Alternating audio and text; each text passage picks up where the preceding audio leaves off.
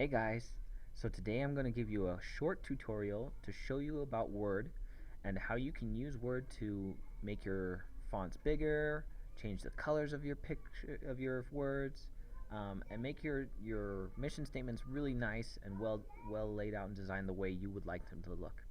So first let me show you how you can change the font. Okay, if I type something like this is a cool font, I can change that font to whatever I want by highlighting it, and then up here in this font, all of these tools up at the top here will change the font in some way. So you can play around with them, but let me show you a couple. This one that says Calibri right now, this one that has a name, this is the name of the font or the type of font. So if I click on the arrow, I can bring down all kinds of different fonts. I can change it to be a little bit more like handwriting. It can be more blocky. It can be more bold.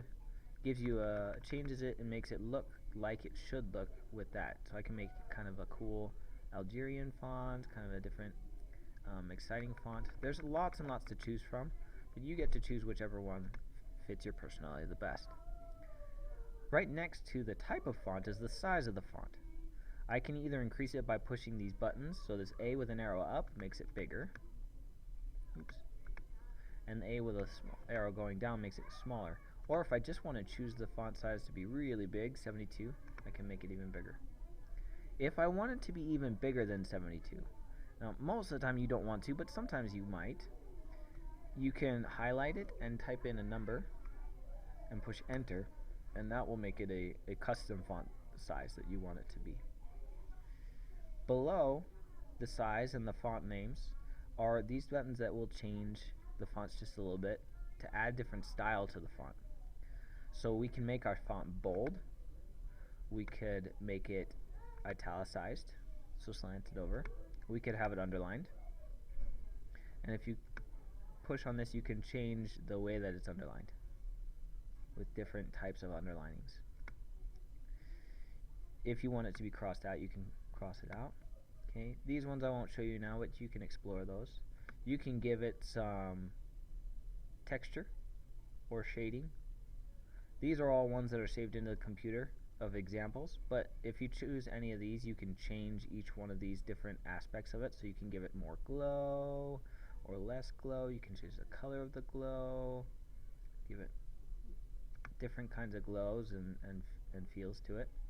This will change the color of the font. So right now the color is blue, or is black, even though the font itself has a yellow glow. So if I wanted it to have a yellow glow, but I wanted to have it be a red font, I could change the color of the font. I could make it blue.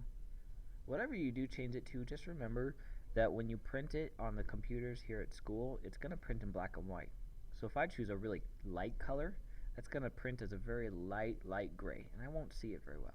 So you want to choose darker colors for your fonts so that they show up better. Okay?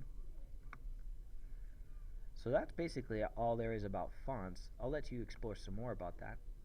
But you can also choose to change some of the things, some of the alignment of where the font is. So right now my font is set to always line up with the left side of the page.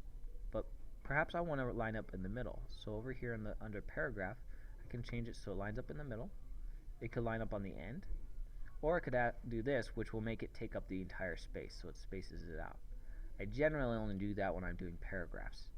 Okay, so right now I think I want to be in the middle.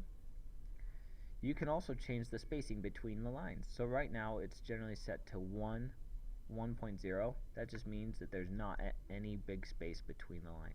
The larger the number you choose, the more space there is between each line. So I'm going to stick with a 1.0. I might even give a little bit of extra space, but I'm going to stick with that for now. Okay. That's the basics of fonts. So now that you have your fonts and you have your ideas, once you type what you want, remember that you need to highlight what you have and then choose your fonts, choose your size, choose a style, choose your alignment, and you're good to go.